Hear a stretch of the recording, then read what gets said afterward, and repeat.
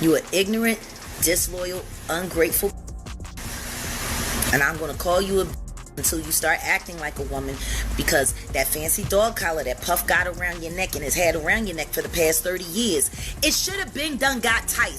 It don't feel like a noose, Mary. Damn.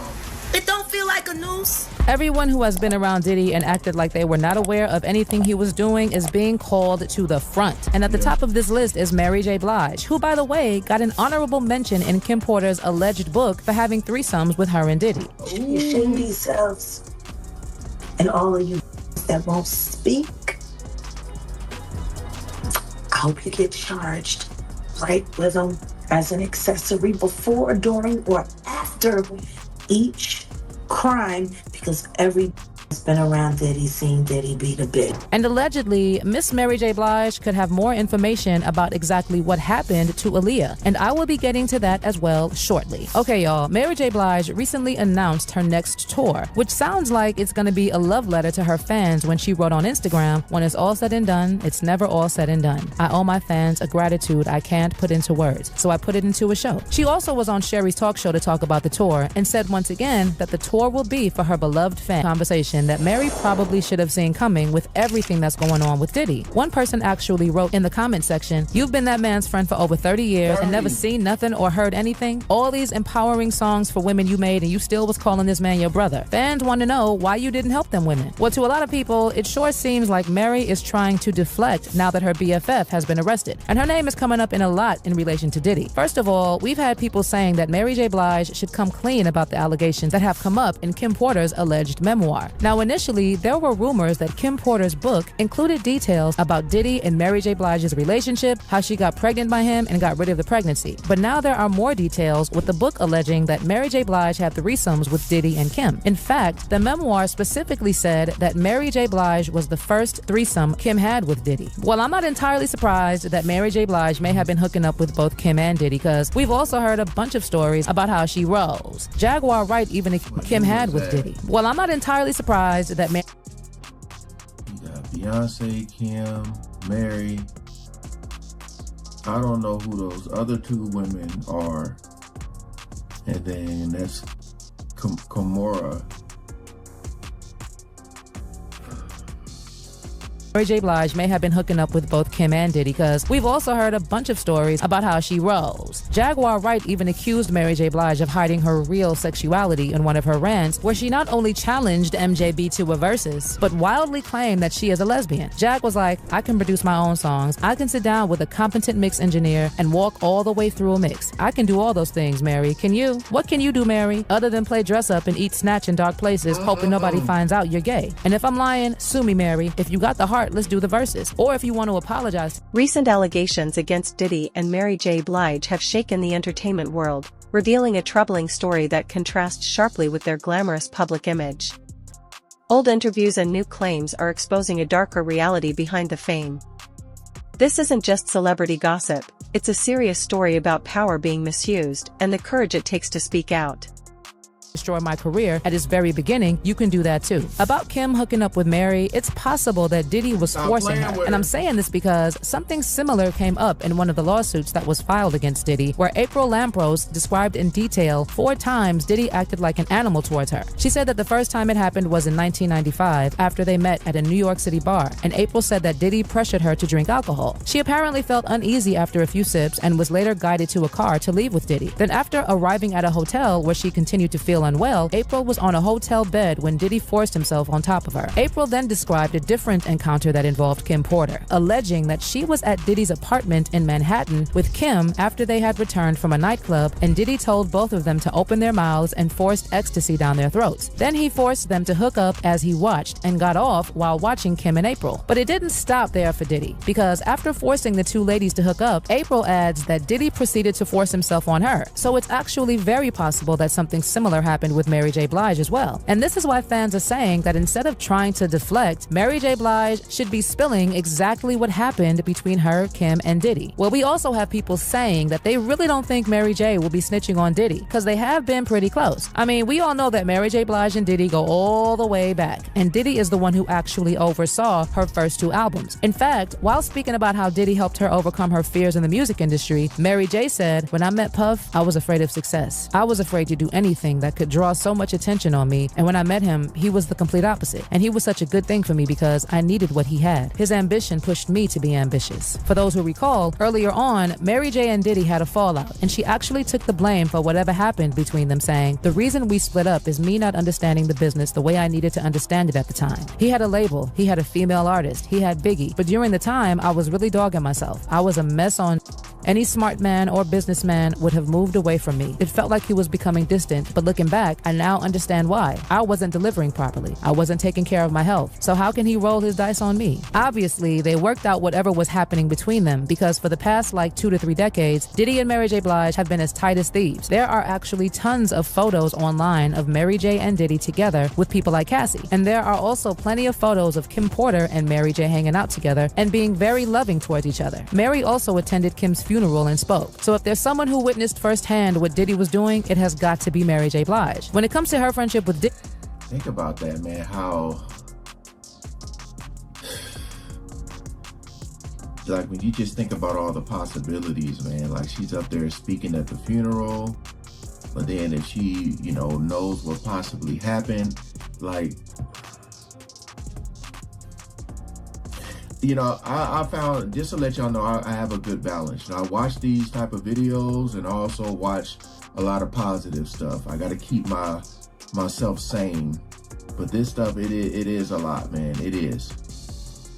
Ain't even go front. Because I feel like the unfolding drama surrounding Diddy has rocked the entertainment industry. Once a symbol of success and influence, Diddy now faces serious allegations, including physical abuse and sex trafficking, brought forward in a disturbing lawsuit by his ex-girlfriend Cassie. Resurfaced interviews also hint at past inappropriate behavior, shaking the core of the hip-hop world. Mary J. Blige, known as the Queen of Hip-Hop Soul and admired for her strength and resilience, has unexpectedly been linked to these conversations. In response, she's speaking out, not only to defend herself, but to call for accountability. Adding more weight to the controversy, a 2016 interview with Usher has resurfaced. Usher spoke about living with Diddy at just 13, describing it as pretty wild, a comment that now seems far more serious. He also revealed troubling experiences at Diddy's Flavor Camp. When asked if he'd send his own children there, Usher firmly replied, "Hell no." His words highlight a culture that allowed these behaviors to go unchecked for years. Cassie's lawsuit has opened a floodgate of shocking claims, alleging Diddy forced her into non-consensual acts, supplied her with substances, and even made her carry a weapon. These accusations are deeply troubling and demand serious accountability. Here on Live Now from Fox, and we do have some breaking news that we want to bring to you. It was being reported by TMZ and now Fox News. We are learning that Jay-Z is accused of raping a 13-year-old girl.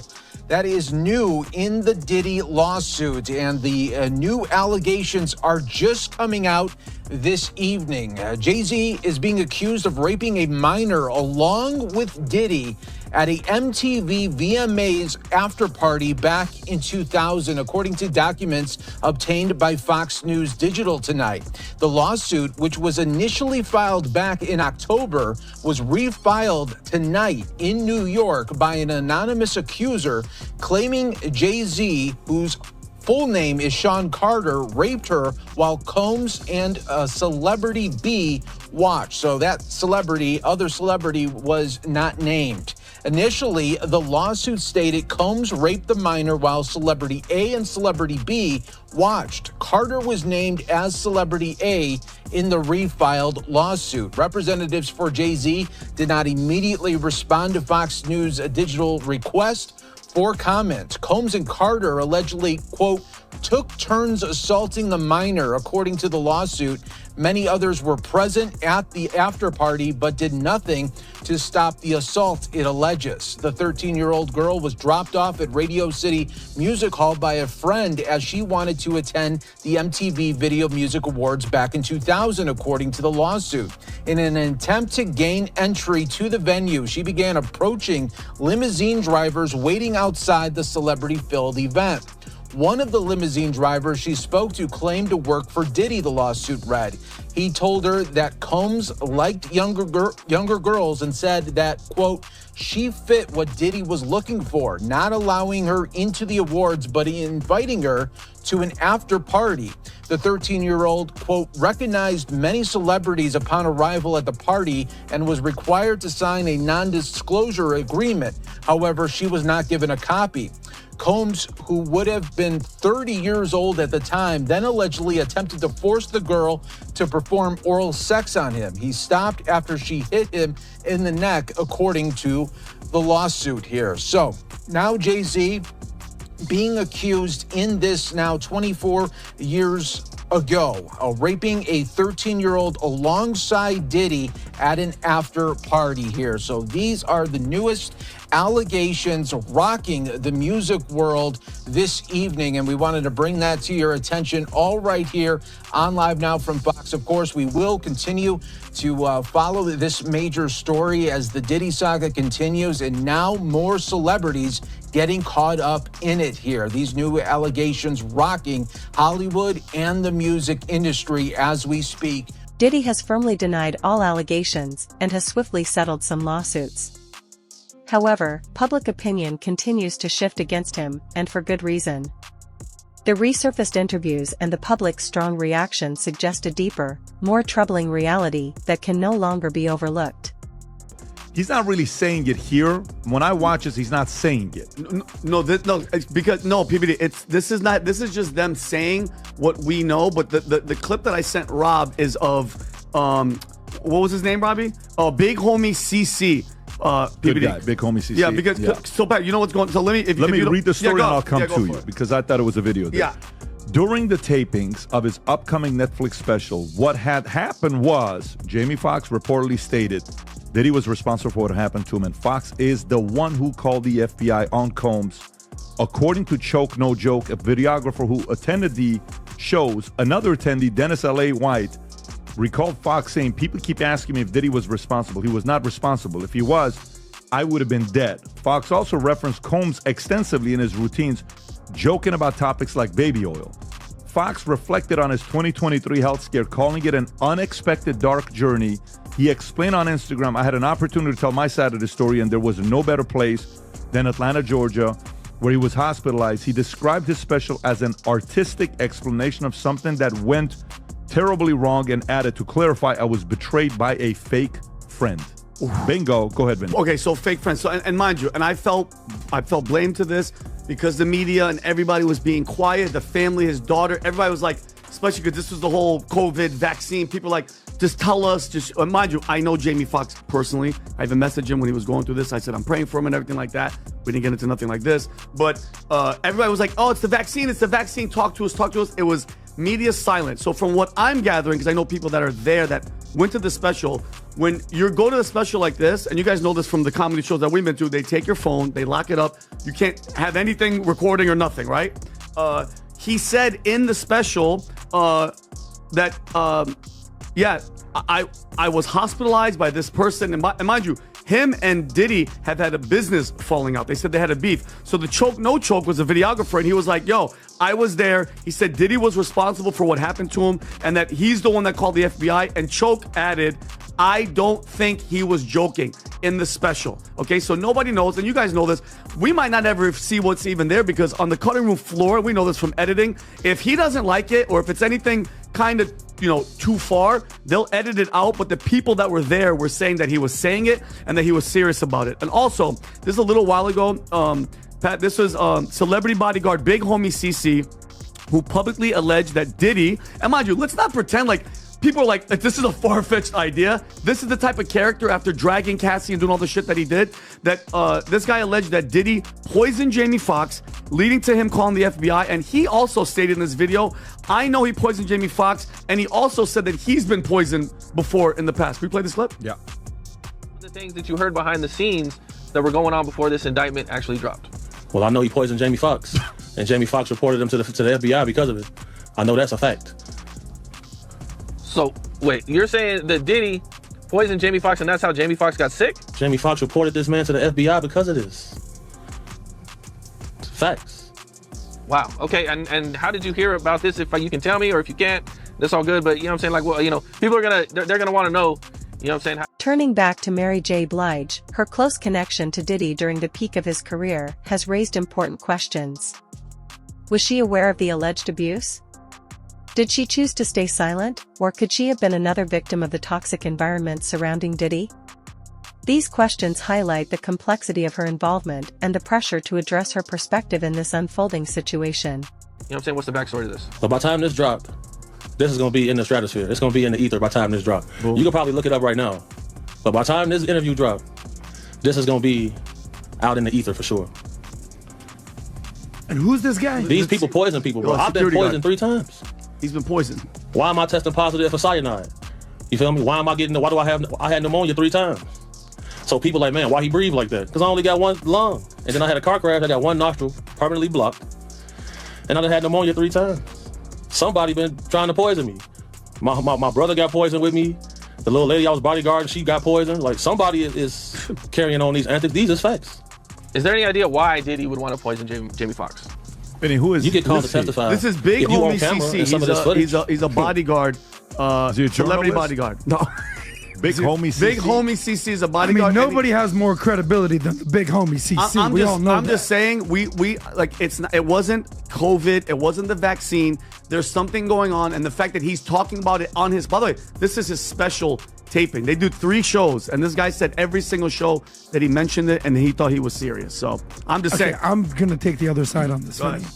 Number one, have you seen the special? Nobody has. Okay, well, exactly. I know people that were there. You know, there's a famous phrase in comedy. These is jokes, man. Okay. These is jokes. So, but joking about somebody poisoning you and then you calling the FBI, I don't know. There's a lot of Diddy jokes out there right now. I mean, there's a lot to make fun of. I don't think, my opinion, I'm gonna throw the word allegedly all over this conversation. Yeah. If he was actually poisoned, almost lost his life, that he's not announcing it on a comedy special, the FBI would be dealing with this. Well, now he could. No doubt. Well, now he could have because the FBI's arrested the guy and he's in jail. He's not scared for his life. How much credibility are you giving to the Big Homie CC? I mean, to be honest with you, I think when somebody like that is talking, me personally, I believe him.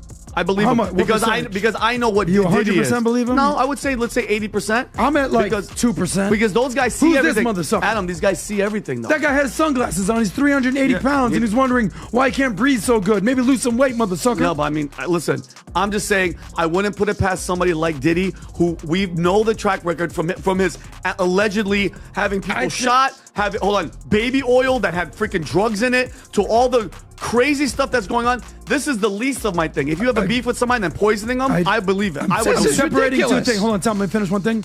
I'm separating one thing. Do I think Diddy is a world-class scumbag who's probably going to spend the rest of his life in jail? Yes. Do I think that Jamie Foxx joke and whoever the Big Homie CC is has any credibility here? Very low.